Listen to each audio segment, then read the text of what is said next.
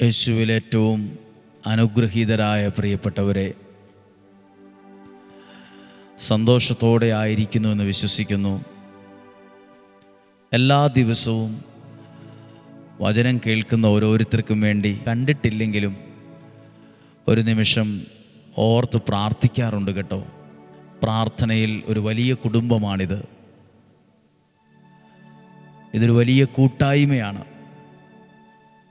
ഈ സമയത്ത്, ഈ രാവിലെയുള്ള ഈ സമയത്ത് തന്നെ എത്രയോ ആയിരക്കണക്കിന് മനുഷ്യരാണ് ലോകത്തിൻ്റെ വിവിധ ഭാഗങ്ങളിൽ എഴുന്നേറ്റ് ഒപ്പമിരുന്ന് പ്രാർത്ഥിക്കുന്നത്.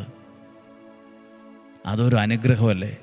സഭാവ്യത്യാസമില്ലാതെ, ജാതിമത ഭേദമില്ലാതെ ഇന്നും ജീവിക്കുന്ന ദൈവത്തിൻ്റെ വചനം കേൾക്കുന്നുണ്ട്. നമ്മളെല്ലാവരും ദൈവത്തിൻ്റെ മക്കളാണ്, ദൈവത്തിന് പ്രിയപ്പെട്ടവരാണ്. അബദ്ധത്തിൽ കേട്ടതൊന്നുമല്ല, യാദൃശ്ചികമായി കേട്ടതുമല്ല, അബദ്ധത്തിൽ കേട്ടുപോയത് എന്ന് ചിന്തിക്കണ്ട. നമ്മളെക്കുറിച്ച് ദൈവത്തിനൊരു പദ്ധതി ഉള്ളതുകൊണ്ടും ദൈവത്തിൻ്റെ ഒരു സ്നേഹം നമ്മുടെ മേലുള്ളതുകൊണ്ടുമാണ് നമ്മൾ ഒരുമിച്ച് നിൽക്കുന്നത്, ഒരുമിച്ച് പ്രാർത്ഥിക്കുന്നത്.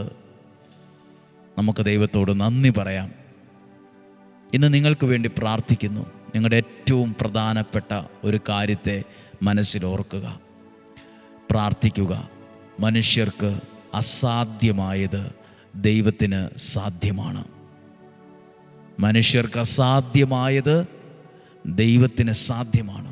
ഏതെങ്കിലുമൊക്കെ പ്രയാസത്തിൻ്റെ മുമ്പിൽ, പ്രതിസന്ധിയുടെ മുമ്പിൽ മനസ്സും മടുത്ത് ഭയപ്പെട്ട് മനസ്സ് വല്ലാതെ തകർന്നൊക്കെയാണോ ഇരിക്കുന്നത്?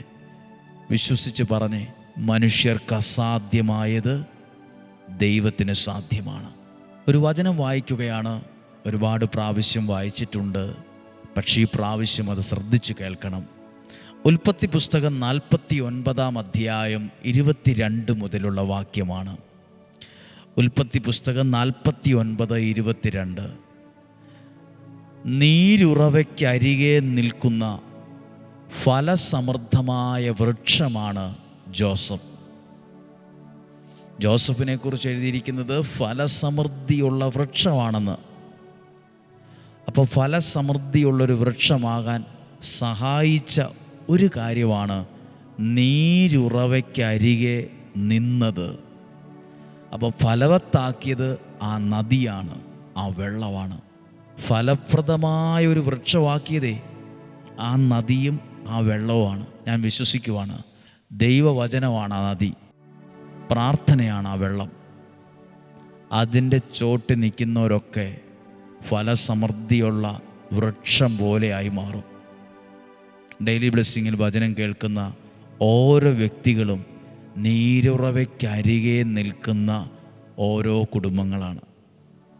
അത് ഇന്നല്ലെങ്കിൽ നാളെ അത് വളരും, അത് ഫലസമൃദ്ധിയിലേക്ക് എത്തിച്ചേരും. വചനമാകുന്ന നീരുറവയ്ക്കരികെ നിൽക്കുന്ന കുഞ്ഞുങ്ങൾ, യുവതി യുവാക്കൾ, മാതാപിതാക്കൾ, ഭവനം എവിടെ എത്തും?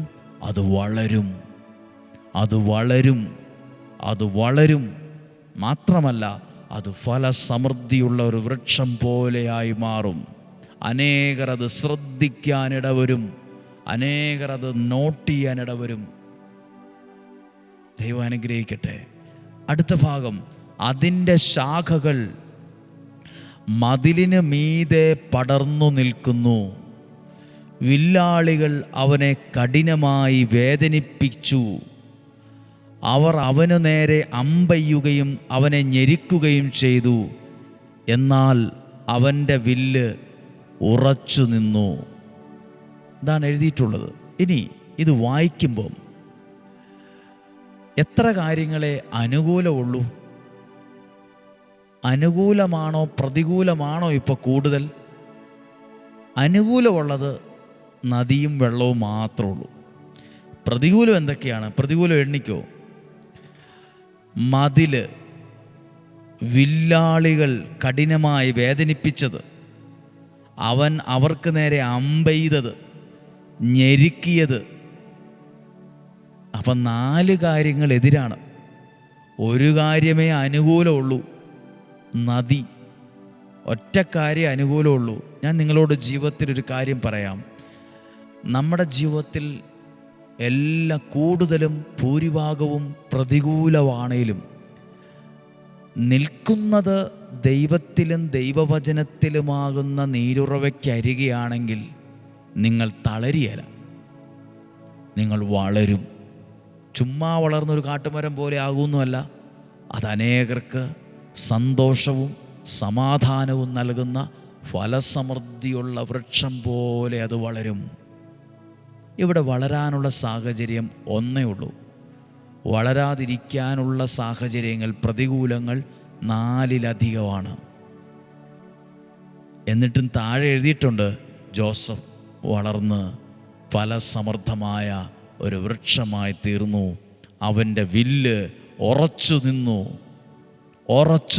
ഇത്രയും പ്രശ്നം ഉണ്ടായിട്ടും എങ്ങനെയാണ് ഉറച്ചു നിന്നേ? ഇത്രയും പ്രതികൂലം ഉണ്ടായിട്ട് നിങ്ങളെങ്ങനെയാണ് അതിജീവിച്ചേ? നിങ്ങളെങ്ങനെ ജീവിതത്തിൽ മുന്നോട്ട് പോയി? ഇതെങ്ങനെ അഭിമുഖീകരിച്ചു? നിൽക്കുന്നത് നീരുറവയ്ക്കരികയാണ്. ഉറച്ചു നിൽക്കാൻ ദൈവം സഹായിക്കും, ഉറപ്പോടെ നിൽക്കാൻ. ഇനി ഞാൻ ഈ വചനം വായിച്ച് ഇങ്ങനെ ചിന്തിച്ചപ്പോൾ എൻ്റെ മനസ്സിൽ വന്നൊരു കാര്യമാണ് നിങ്ങളോട് പറയുന്നത്. ഇവിടെ എന്തൊക്കെയാണ്? മതിലുണ്ട്, കണ്ടാൽ പേടിക്കുന്ന വരണ്ടു പോകുന്ന മതിലുണ്ട്, ഞെരുക്കുന്ന പ്രശ്നമുണ്ട്, അമ്പുണ്ട്, പ്രതിസന്ധികളുണ്ട്, വെല്ലുവിളികളുണ്ട്, ഇതെല്ലാം ഉണ്ട്.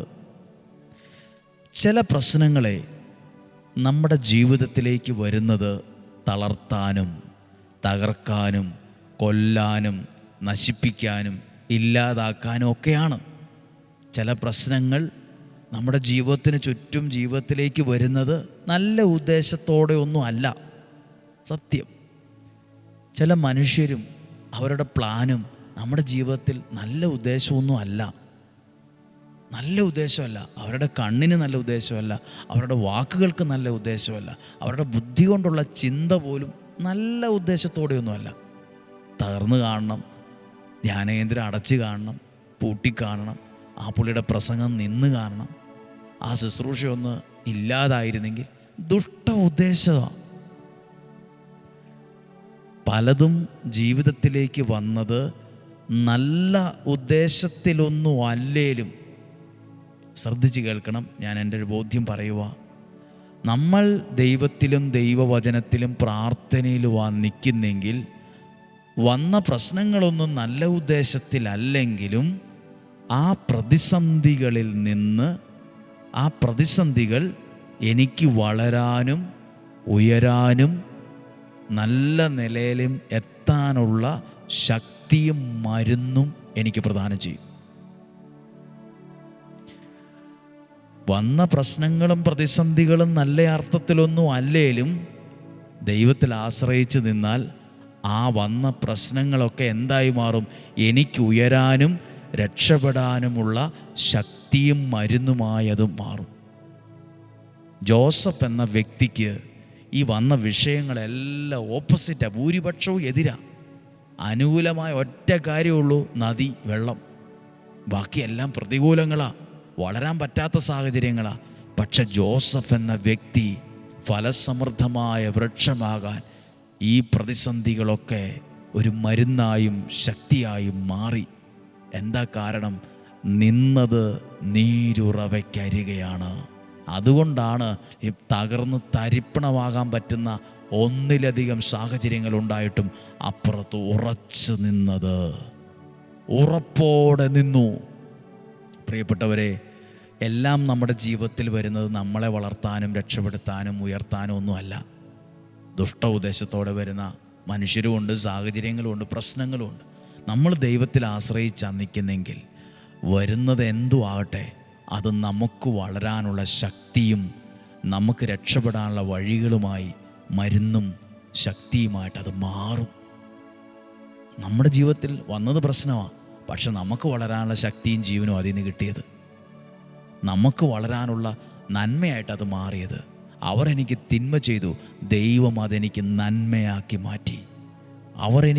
ഈ ജോസഫ് തന്നെ പറയുന്നുണ്ട്, അവരെനിക്ക് തിന്മ ചെയ്തു, പക്ഷെ ദൈവം എനിക്കത് നന്മയ്ക്കായിട്ടത് മാറ്റി എന്ത് വിഷയമാകട്ടെ, നിങ്ങൾ നോക്കിയിട്ട് ഇങ്ങനെ പറയുമോ, ഒന്നിലധികം വിഷയങ്ങളാണല്ലോ എൻ്റെ ജീവിതത്തിന് ചുറ്റും. ജോസഫിനും അങ്ങനെ ആയിരുന്നു. ഒറ്റ കാര്യം അനുകൂലമുള്ളൂ, നദി, വെള്ളം. ബാക്കിയെല്ലാം പ്രതികൂലമാണ്. എന്നിട്ടും വളർന്നു. ഒരു കാര്യം കൂടെ പറയട്ടെ, അവിടെ ഒരു മതിലുണ്ടായിരുന്നു. ഒരു വൃക്ഷം ചുമ്മാ പെട്ടെന്ന് വൃക്ഷമായതല്ലല്ലോ. ആദ്യം അത് ചെറിയൊരു ചെടിയായിരുന്നു. ചെടിയായിരുന്ന സമയത്ത് ആ മതിൽ കണ്ട് ചിലപ്പോൾ വരണ്ടു പോയി കാണും, പേടിച്ചു പോയി കാണും. ഈ മതിലിവിടെ ഉള്ളപ്പോൾ എങ്ങനെ വളരാനാണ്? പക്ഷെ കുറച്ച് കഴിഞ്ഞപ്പോൾ ആ മരം ആ മതിലിന് മുകളിലെത്തി. ആ മതിലിൻ്റെ മുകളിൽ കയറി വളർന്നു. ഒരു കാര്യം നിങ്ങളോട് പറയട്ടെ, പ്രശ്നമുണ്ട്, പ്രതിസന്ധിയുണ്ട്. പക്ഷേ ഇന്ന് ഡെയിലി ബ്ലെസ്സിങ് വചനം കേൾക്കുന്ന എല്ലാവരോടും പറയുവാണ്, വളരുക. ദൈവത്തിൽ ആശ്രയിച്ചു വളരുക. ദൈവത്തിൽ ആശ്രയിച്ചു വളരുക. പ്രാർത്ഥിച്ചു വചനം കേട്ട് വളരുക. വരണ്ടോടരുത്. പ്രതികൂലങ്ങൾ ഒന്നിലധികം, അനുകൂലം ഒരെണ്ണേ ഉള്ളൂ. സാരമില്ല, അത് മതി ഉറപ്പോടെ നിൽക്കാനും വളരാനും. പ്രാർത്ഥിക്കാൻ പോവുകയാണ്. നമ്മുടെ കർത്താവ് ഈശോ മിശിഹായുടെ കൃപയും പിതാവായ ദൈവത്തിൻ്റെ സ്നേഹവും പരിശുദ്ധാത്മാവിൻ്റെ സഹവാസവും നിങ്ങളോടുകൂടെ ഉണ്ടായിരിക്കട്ടെ. നിങ്ങളുടെ കുടുംബത്തിലുണ്ടായിരിക്കട്ടെ. രോഗങ്ങൾ, അപകടങ്ങൾ, ദുർമരണങ്ങൾ, മൂപ്പെത്താത്ത മരണം സകലതും മാറിപ്പോകട്ടെ. നമ്മുടെ കുടുംബത്തിൽ നിലവിളികൾ ഉയരാതിരിക്കട്ടെ. സന്തോഷത്തിൻ്റെ, കൂട്ടായ്മയുടെ, പ്രാർത്ഥനയുടെ ശബ്ദമായിരിക്കട്ടെ നമ്മുടെ വീട്ടിലുണ്ടാകേണ്ടത്. തെറ്റിദ്ധാരണകൾ മാറട്ടെ, സംശയം മാറട്ടെ, അകൽച്ചകൾ മാറട്ടെ. കുടുംബം സ്നേഹത്തിലാകട്ടെ. ഭാര്യ, ഭർത്താവ്, മക്കൾ, മാതാപിതാക്കൾ എല്ലാവരും തമ്മിലൊരു ഐക്യമുണ്ടാകട്ടെ. അകന്നു നിൽക്കുന്ന, ചേർന്ന് നിൽക്കേണ്ട പലരും അകന്നാ നിൽക്കുന്നത്, അവർ ചേർന്ന് വരട്ടെ. കുടുംബം സ്വസ്ഥതയിലും ഐശ്വര്യത്തിലും ആകട്ടെ. ദീർഘായുസ്സും ആരോഗ്യവും ഉണ്ടാകട്ടെ. വരുമാന മാർഗം അനുഗ്രഹമാകട്ടെ. താമസിക്കാൻ നല്ല ഭവനം ഉണ്ടാകട്ടെ. ഭവനം പണി നടക്കുന്നവരുണ്ട്, ഒരു വീട് മേടിക്കാൻ നോക്കുന്നവരുണ്ട്, ഒരു വാടകയ്ക്കൊരു വീട് കിട്ടാൻ പ്രാർത്ഥിക്കുന്നവരുണ്ട്. നിങ്ങളുടെ മേലൊരു അനുഗ്രഹം ഉണ്ടാകട്ടെ. നിങ്ങൾക്ക് നല്ലൊരു ഭവനം ഉണ്ടാകട്ടെ. നിങ്ങൾ നല്ല ഭക്ഷണം കഴിക്കാൻ, നല്ല യാത്രകൾ ചെയ്യാൻ ഭാഗ്യമുണ്ടാകട്ടെ. ദൈവം നിങ്ങളെ അനുഗ്രഹിക്കും. നിങ്ങളുടെ കുഞ്ഞുങ്ങൾ നന്നായി പഠിക്കട്ടെ. കൊച്ചുമക്കൾ നന്നായി പഠിക്കട്ടെ. പുതിയ ഭാഷകൾ പഠിക്കുന്നവരുണ്ട്. പുതിയ രാജ്യങ്ങളിൽ പോകാൻ ആഗ്രഹിക്കുന്നവരുണ്ട്. മറ്റ് രാജ്യങ്ങളിലുള്ളവരുണ്ട്. ഈ പ്രാർത്ഥന കേട്ട് ദിവസം ആരംഭിക്കുന്നവരുണ്ട്. എല്ലാവരെയും ഓർത്ത് പ്രാർത്ഥിക്കുന്നു. സമാധാനത്തിലാവുക. ശരീരത്തിൻ്റെ അകവും പുറവും ദൈവം സൂക്ഷിക്കട്ടെ. ഒന്നിനും ഒരു കുറവില്ലാത്ത വിധം ദൈവം നിങ്ങളെ സൂക്ഷിക്കട്ടെ. ഈ പ്രാർത്ഥനയൊന്ന് ചെല്ലുകയാണ്. യേശുവേ, ഇന്ന് വചനം കേൾക്കുന്ന ഞങ്ങളെല്ലാവരെയും തിരുരക്തത്താൽ വിശുദ്ധീകരിച്ച് അങ്ങയുടെ വചനത്താൽ നിറച്ച് പരിശുദ്ധാത്മാവിനാൽ നയിക്കണമേ. ആമേൻ. യേശുവിൻ നാമത്തിൽ അനുഗ്രഹിച്ച് പ്രാർത്ഥിക്കുന്നു, ഇപ്പോഴും എപ്പോഴും എന്നേക്കും. ആമേൻ. വളരെ നല്ലൊരു ദിവസം ആശംസിക്കുന്നു. സാധ്യമായ എല്ലാവർക്കും അയച്ചു കൊടുക്കണം. ഈ വരുന്ന ശനിയാഴ്ച വൈകുന്നേരം ഇന്ത്യൻ സമയം 7 മണിക്ക് സിസ്റ്റേഴ്സിനായിട്ടുള്ള ഒരു പ്രാർത്ഥന അരമണിക്കൂർ ഓൺലൈനിൽ വയ്ക്കുന്നുണ്ട്. ധാരാളം സിസ്റ്റേഴ്സ് ഇവിടെ വന്ന് പ്രാർത്ഥിച്ചു പോകാറുണ്ട്.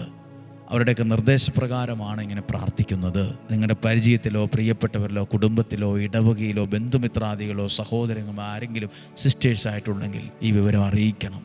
അവരാഗ്രഹിക്കുന്നെങ്കിൽ, അവരുടെ സാഹചര്യവും നിയമവും അനുകൂലമാണെങ്കിൽ, അവരുടെ മനസ്സനുവദിക്കുന്നെങ്കിൽ ഈ പ്രാർത്ഥനയിൽ പങ്കെടുക്കുക. കുറച്ചു നേരം വചനം പറഞ്ഞ ഒരു ആരാധന വെച്ച് നിങ്ങൾക്ക് വേണ്ടി അധികാരികൾ, സഭ, ശുശ്രൂഷ, ദൈവവിളി എല്ലാ കാര്യങ്ങൾക്ക് വേണ്ടി പ്രാർത്ഥിക്കുന്ന സമയമാണ്. പ്രാർത്ഥിക്കുന്നു. നാളെയും 5:30 ഒരുമിച്ച് കാണുന്നതുവരെ സ്വർഗത്തിലെ ദൈവം എന്നെയും നിങ്ങളെയും സൂക്ഷിക്കട്ടെ. ആമേൻ.